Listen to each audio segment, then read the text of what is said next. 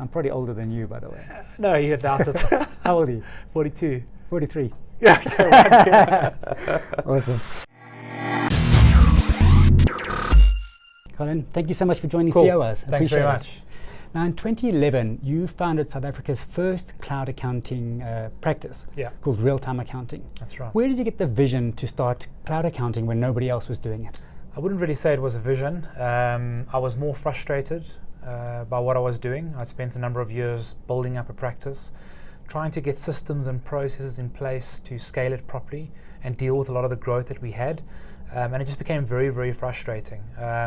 Because of the software we were using and the technology that was in place at that time, growing an accounting practice that's very labor intensive. There's a lot of administration involved in dealing with data and getting information from clients. It just became a process that frustrated me to no end. And I'd love to take the credit for having the vision to just go and do cloud accounting, but in actual fact it was one of my clients who came to me and put pressure on me and said, listen, Colin, you know, this is not technology that you're using to do my accounts. I need something that's got really good tech in it that can help me drive my core value proposition in my business. I'm going to go and find something. So he went out, did a bit of research, and came back to me with 3 options and basically said, look, either we start doing my books on this cloud platform, or otherwise I'm leaving. And now a few years later, after partnering with Xero, you're now the head of Xero South Africa. Yes. So how did that come about? Yeah, so that's been an interesting transition. I managed to sell my practice a number of years ago, and then was just looking for new opportunities, and I was thinking of getting into a couple of other ventures that I had going at the time, but Xero came to South Africa, started hosting a few events, started meeting a few partners, looking at the opportunity more seriously, and then the offer was made where I could work for them for a couple of days a week.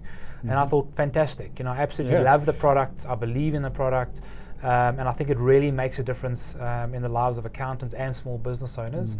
So when the opportunity came, I just thought, flip, something that I have to go for. And you've been in the accounting game for many years, and cloud accounting. How is cloud computing changing entrepreneurship? Look, it's changing entrepreneurship because I think it's making accounting relevant to entrepreneurs. I also think it's important to distinguish between a business owner and an entrepreneur. Like in my personal definition is that a business owner is someone that runs 1, maybe 2 businesses, but an entrepreneur perhaps has multiple businesses, or somebody who starts something and moves on.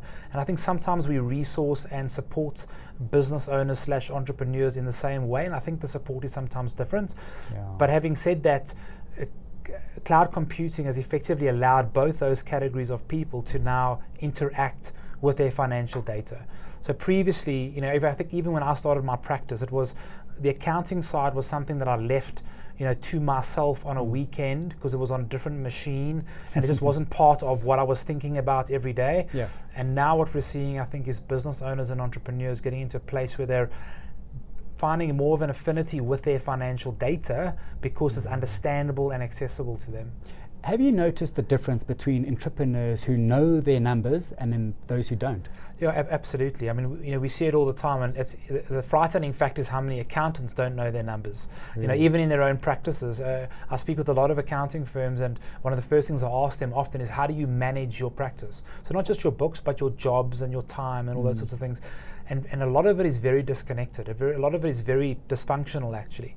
And it's really important, I think, for accountants first to understand what's going on in their practice financially, the sort of tangible numbers, but then also for entrepreneurs to understand what are the numbers actually saying to them. And I can't tell you how many, even in my practice previously, where you had good entrepreneurial and business minds, but the books were a complete mess. Really? Very, very often. And unfortunately, when you have that scenario and you delegate that authority, or you abdicate your own responsibility as a business owner, it causes massive problems, when the opportunities do come.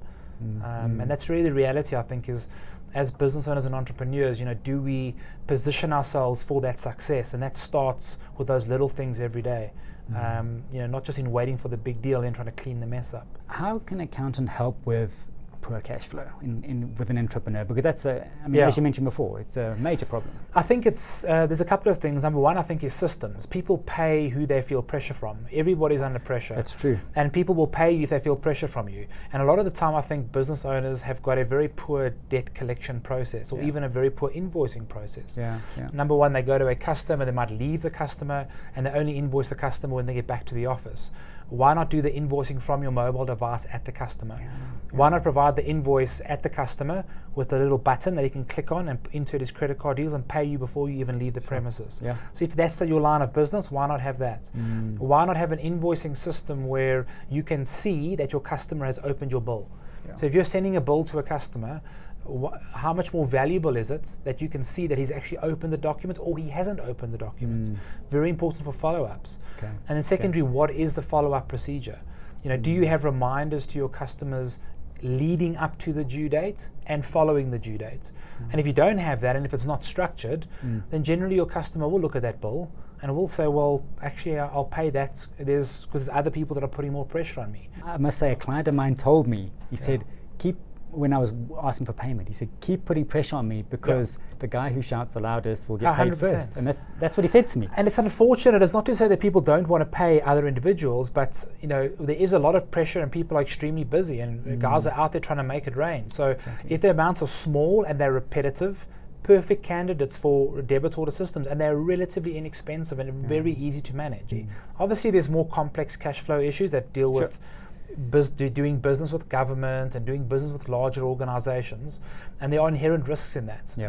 Where you may not get paid 90 days or 90 days or whatever it is, or there's a dispute on day number 89.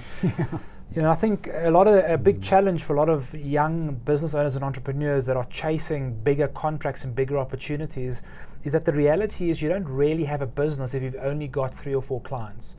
That's more of a consulting gig. If you don't have sort of diversity in your revenue stream and multiple clients, and you're heavily weighted to one particular client or industry, there's a massive risk there. Because the moment that gets turned off, that's the end. Makes sense. And what should we look for when looking for an accountant? What's the best thing to look for? Look, it might sound silly, but I think can your business and your vision and your model connect with that accounting firm? Now, there are some businesses that require highly technical and advanced accounting and tax skills. If you're doing offshore structuring or foreign tax companies and that sort of thing, absolutely. But generally, most SMEs, what you want is someone that is competent, but someone that understands technology. Because if someone is trying to do the work that needs to be done in your company on your finances, what tools are they using?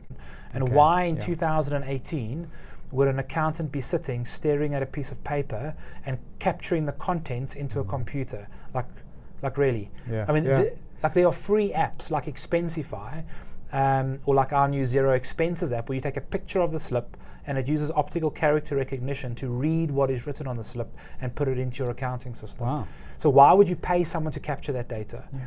That doesn't make any sense. That's where technology is going. That's where technology is going. It's an enabler of most businesses. Is there such a thing as good and bad risk?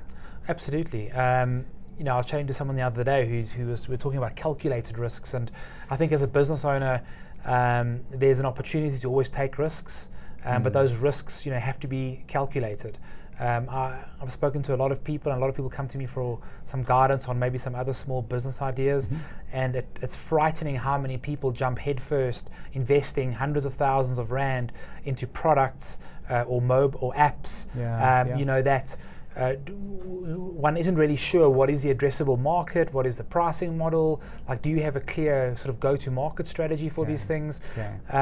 So passion and taking risk is great, and like if you're on LinkedIn, you'll be inspired by all of the great messages that people put on there about following your dreams and all that sort of stuff. But when you've got no cash flow at the end of the month, like your passion's not really going to help you, when you need to pay those bills. So there's definitely, I think for a lot of business owners, good risk and bad risk.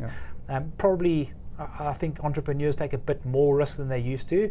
And I think some of us, if we look at the most successful entrepreneurs, the amount of risk they take is maybe a bit more than some of us have appetite for. So it's different, I think, for every person and your risk appetite. But absolutely, I think there's a lot of people that just take unnecessary risks, and if they were just a bit more intentional with their processes, the risk could be a bit more mitigated a little bit more.